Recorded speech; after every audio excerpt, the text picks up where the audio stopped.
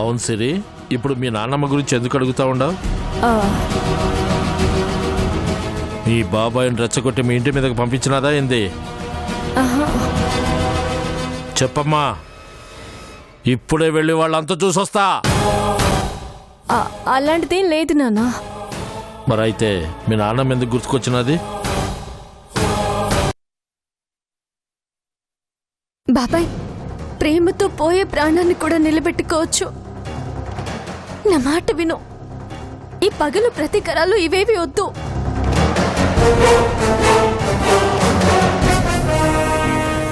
అత్త నాన్న మారినట్టు నువ్వు కూడా మారాలి బాబాయ్.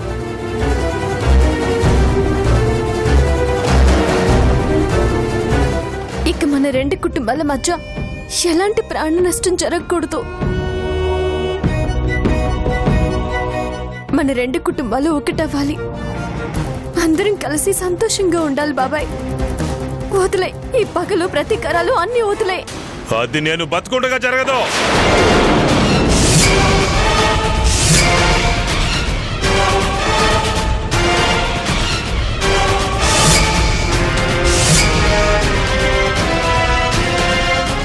అక్క మారొచ్చు, అన్న మారొచ్చు, కానీ ఈ బాబాయ్ మారడు. తన బిడ్డను చంపినారన్న పగతో అక్క వాళ్ళని చంపుతుందని ఇన్నాళ్ళు పట్టించుకోలేదు.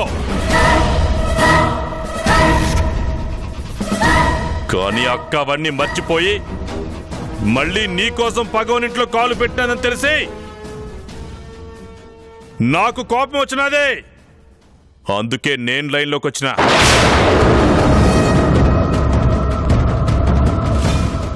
నాయన్ని చంపినా, నా చెయ్యి నరికినా, మన ఇంటి వారసుడు అక్షయ్ ప్రాణం తీసినా అక్క అన్ని మర్చిపోయి సిగ్గు లేకుండా నీ మీదున్న అభిమానంతో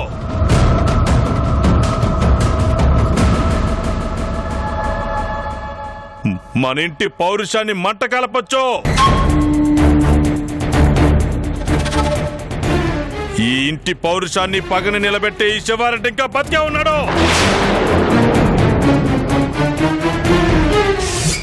ఆ విషయం మర్చిపోకో.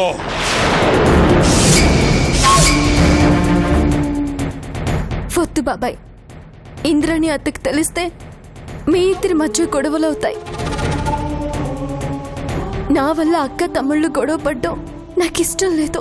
మా అక్కే కాదు, ఆ దేవుడొచ్చి ఎదురుగా నిలబడినా సరే ఈ శివయ్య చేసేది చేసి తీరుతాడు. ఎవడు ఆపలేడు.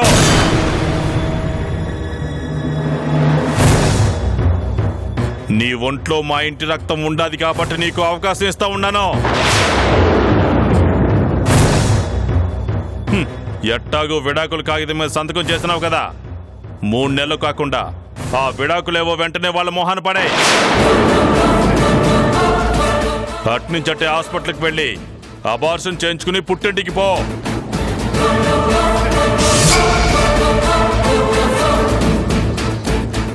వెళ్ళకపోతే ఏం చేస్తావు బాబాయ్?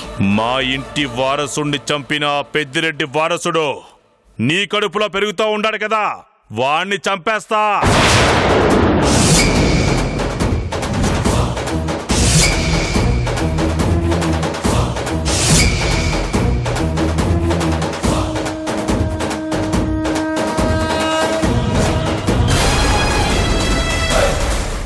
అది నీ వల్ల కాదు బాబాయ్.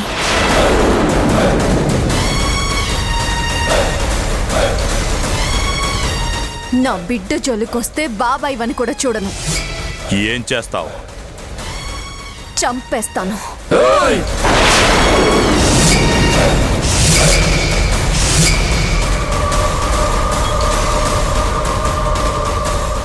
ఏందే నువ్వు చంపేది? అసలు ఈ సంజుగాడు బతుకుంటేనే కదా నువ్వు అత్తారింట్లో ఉండేది. వీడే చచ్చిపోతే ఇక నువ్వు పుట్టింట్లోనే ఉంటావు.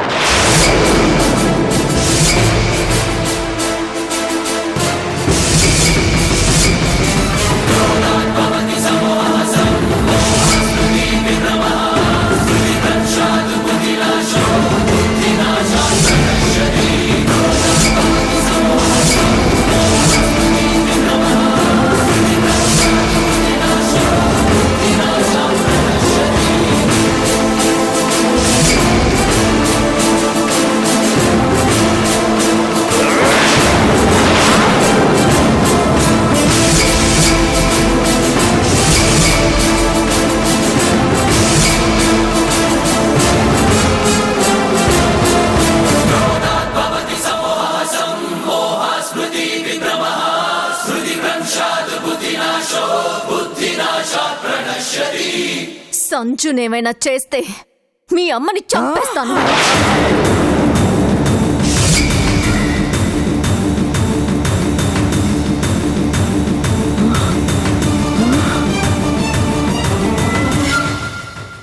ఓసేయ్, మీ అమ్మేందే? నేను నాయనమ్మనే.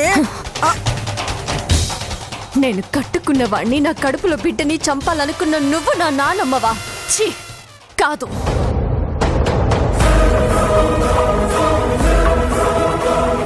బాబాయ్, మర్యాదగా సంజుని వదిలిపెట్టావు, లేకపోతే మీ అమ్మ నీకు దక్కదు.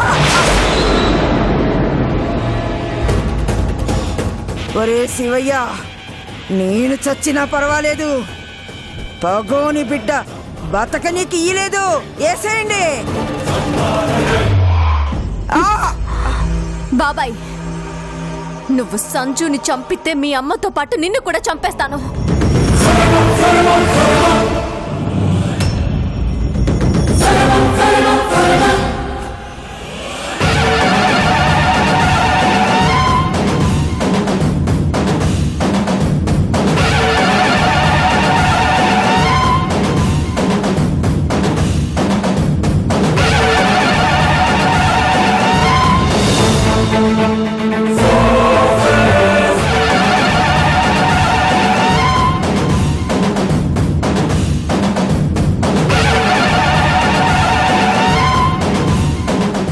సంజు, పద.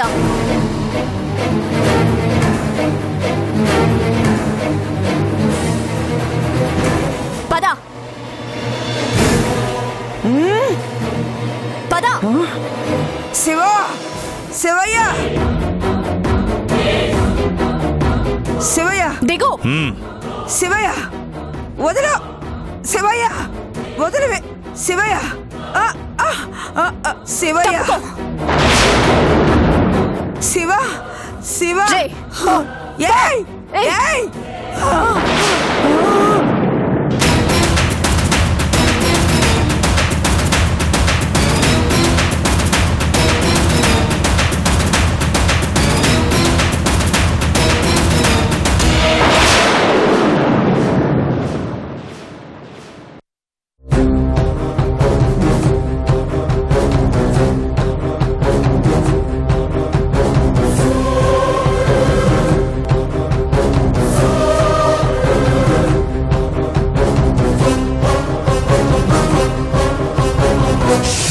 నా బిడ్డ జోలికొస్తే బాబాయ్ వని కూడా చూడను.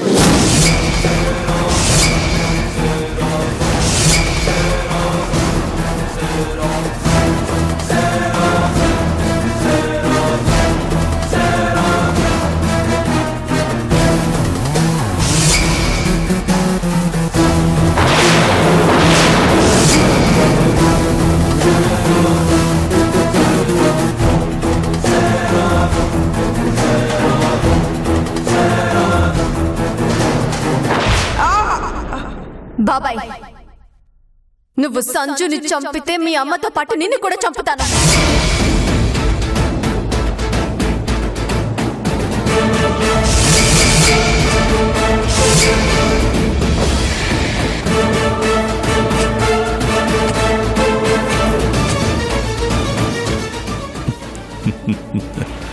చేతికి దొరికిన శత్రువుని చంపకుండా వదిలేసి నవ్వుతో కూర్చుండావా?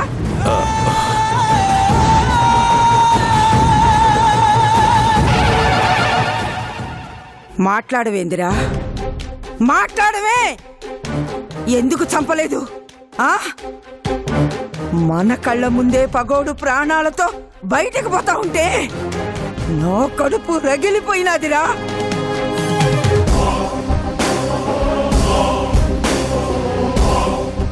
నా చిన్న కొడుకు నా పగకు వారసుడని మురిసిపోయినా, నా మనవణ్ణి చంపిన ఆ పెద్దిరెడ్డిని చంపుతామని ఆశపడినా,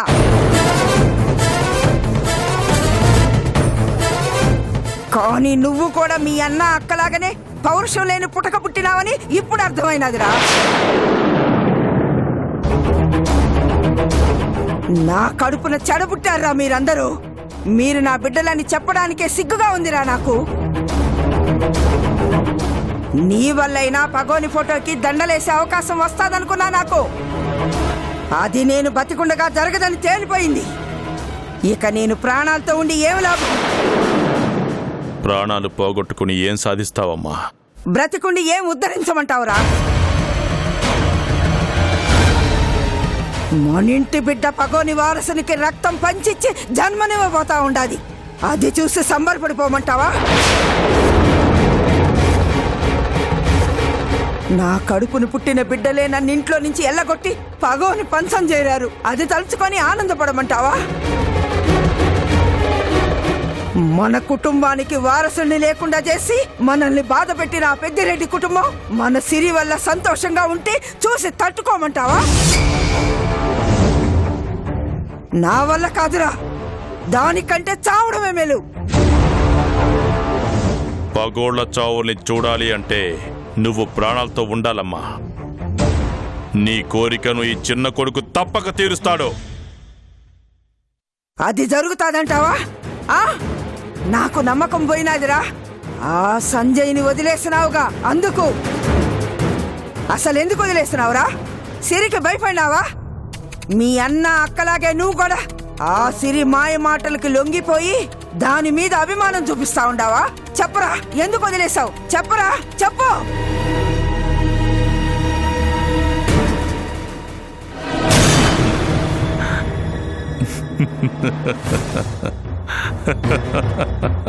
అదిగో ఆనవే ఆనవే.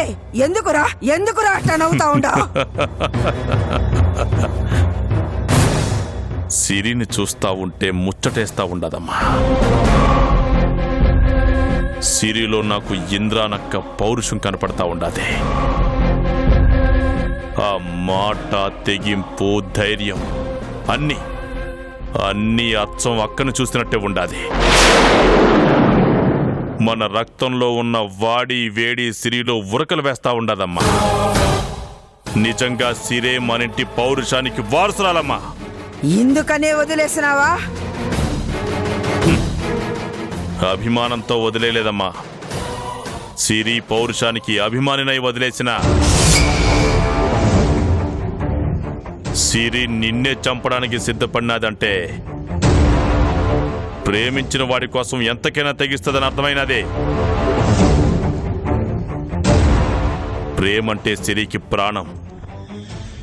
ఆ ప్రాణం పేరే సంజయ్.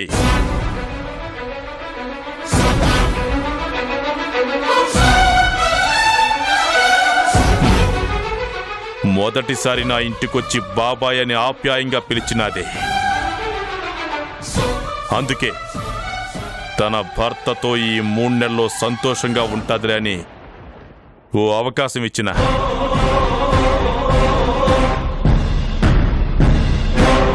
మూడు నెలల తర్వాత సిరి పుట్టింట్లో ఉంటాదే. ఆ సంజయ్ గారి శవం శ్మశానంలో ఉంటాదే.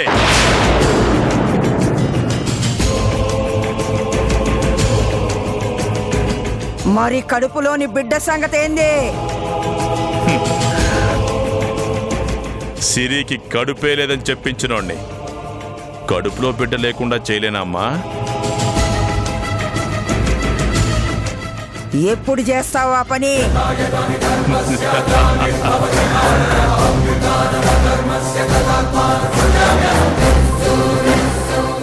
అవసరం వచ్చినప్పుడు ఆ అవకాశాన్ని తప్పకుండా వాడుకుంటా.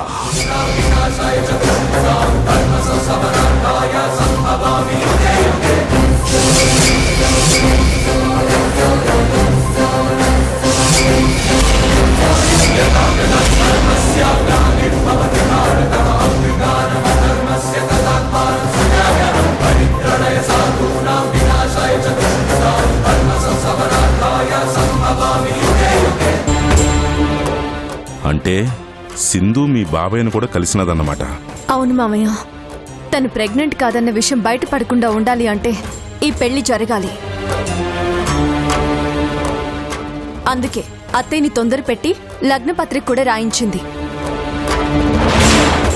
ఎక్కడ మనం తన మ్యారేజ్ ఆపుతామో, తన బండారాన్ని బయట పెడతామో అన్న భయంతోనే నన్నింట్లో నుంచి వెళ్ళగొట్టాలని మా బాబాయ్ సపోర్ట్ తీసుకుంటాను.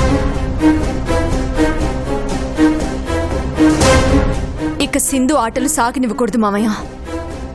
ఇప్పుడు ఏం చేద్దామమ్మా?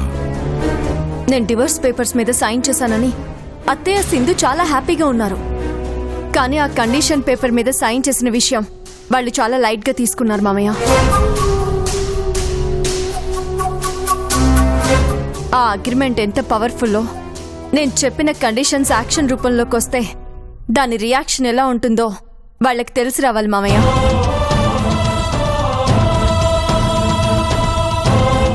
నన్ను సంజుని కలవనివ్వకుండా మెంటల్ హెరాస్మెంట్ చేసిన అత్తయ్యకి సింధుకి అసలు మెంటల్ హెరాస్మెంట్ అంటే ఎలా ఉంటుందో నేను సంజు కలిసుంటే వాళ్ళకి తెలుస్తుంది. అంటే సింధు పెళ్లి మనం చేయాలంటావు అంతేనా సరే? అవును సంజు, మనిద్దరం కలిసిన దగ్గర నుంచి ఇన్నాళ్ళు మనకి మనశ్శాంతి లేకుండా చేశారు. మనశ్శాంతి లేకుండా చేస్తే ఎంత బాధగా ఉంటుందో వాళ్ళకి తెలిసొచ్చేలా చేయాలి. అర్థమైందమ్మా. నీ షరతులు వాళ్ళకి కరెంటు షాక్లా తగలాలి, అంతే కదా? అయితే ఇంకెందుకు ఆలస్యం? రేపటి పెళ్లికి ఈ రాత్రి ముహూర్తం పెడదాం. నేను సంజయ్ ఏం చేయాలో చెప్పు. ఇవాళ రాత్రి భోజనమైన తర్వాత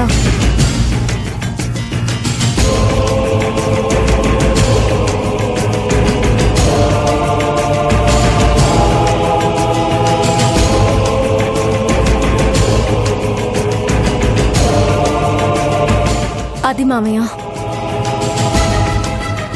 తస్సదియా, మీ అత్త చేత అమ్మ నా కోడలా అనిపించేంత బాగుండదమ్మ నీ మాట. బాగుండది. అయితే ఇక ముందు ముందు సింధుకి ముసల పండగ అన్నమాట.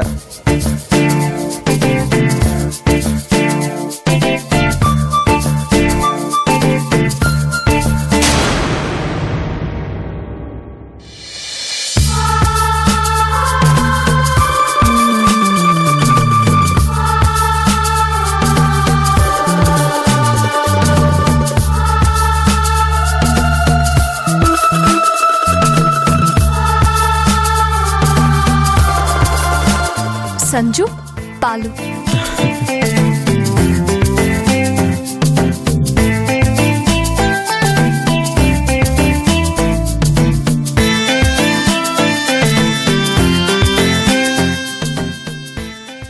సంజు, సంజు, ఏంటి సిరి? నాకొక కోరిక ఉంది. ఎన్నాళ్ళ నుంచో నిన్ను అడగాలనుకుంటున్నాను. తీరుస్తావా? ఏంటి సిరి? ఏం లేదు సంజు, ఒక్కరోజు, ఒకే ఒక్కరోజు నా పనులన్నీ నువ్వే దగ్గరుండి చేయాలి. చేస్తావా?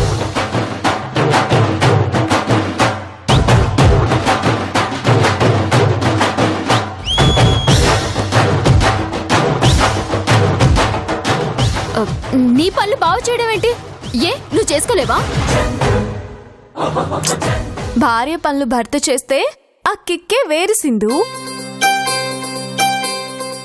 కిక్కు కోసం వాణ్ణెందుకు చిక్కుల్లో పడేస్తావు? అదేంటత్తయ్య అలా మాట్లాడతారు? భార్య కోరిక తీర్చాల్సిన బాధ్యత భర్తదే కదా. నువ్వు చెప్పినది నిజమమ్మా.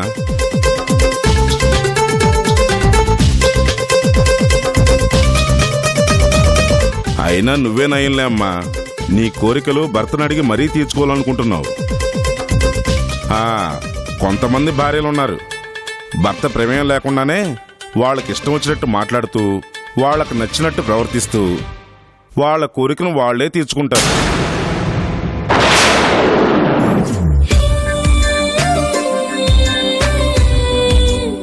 భార్య కోరికలు తీర్చాల్సింది భర్తేనమ్మా. అది బాధ్యతే కాదు, ధర్మం కూడా. దానిని కాదిన హక్కు ఎవ్వరికీ లేదు.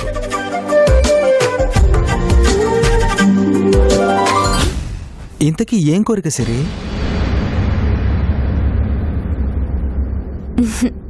నేను నిద్ర లేచిన దగ్గర నుంచి రాత్రి మళ్ళీ నిద్రపోయేంత వరకు అన్ని పనులు నువ్వే చేయాలి.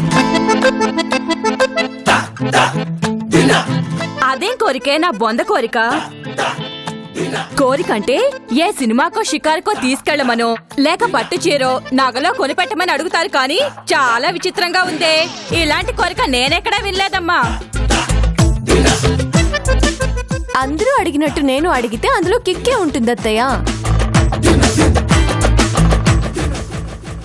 ఈ సిరి అంటేనే సంథింగ్ స్పెషల్. నేనేం చేసినా దానికి ప్రత్యేకత ఉండాలి కదా అత్తయ్య. సంతోషించాం కానీ పెళ్ళాం పళ్ళు మొగుడు చేయడం మా ఇంటా వంట లేదమ్మా. వాడు చేయడు. అత్తయ్య, అంత గట్టిగా అరవక్కర్లేదు, నాకు బాగానే వినపడుతోంది. షరతులు మర్చిపోయారా? బాగానే గుర్తున్నాయి. నువ్వు సంజయ్ ఈ 3 నెలలు కలిసి ఉంటారు, దానికి నేను ఏ అడ్డు చెప్పకూడదు, అంతేగా? అంతేగా అని అంత తేలిక తీసిపారేయకండి అత్తయ్య. అందులో చాలా అర్థం ఉంది. అబ్బో, ఏంటో అర్థం. కలిసి ఉండడం అంటే ఒకే ఇంట్లో ఒకే గదిలో ఉండడం కాదత్తయ్య. ఒకరినొకరు గౌరవించుకోవడం, ఒకరి మీద ఒకరు నమ్మకం పెంచుకోవడం, ఒకరి కష్ట సుఖాలు ఒకరు పంచుకోవడం, ఒకరినొకరు ప్రేమించుకోవడం.